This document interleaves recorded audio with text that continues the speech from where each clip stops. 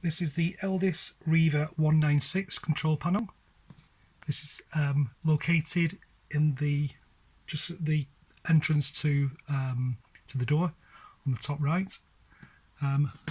We've got an on-off button here.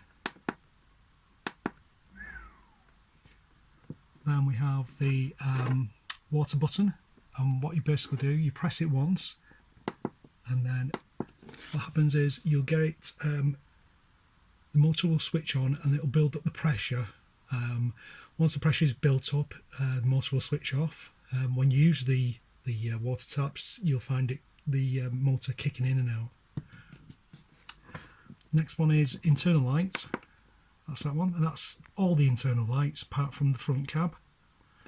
And then we've got the outside awning light.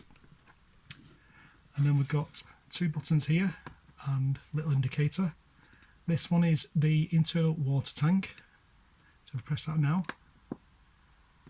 press and hold, and you'll see that the internal water has got 3 bars. And then we've got another button next to it. Press the same thing, and we're getting 2 bars, actually 5 bars, and this is the internal leisure battery. So that's the battery that all your lights and everything would use, the heating. This one will power everything apart from your microwave and the sockets for things like kettles.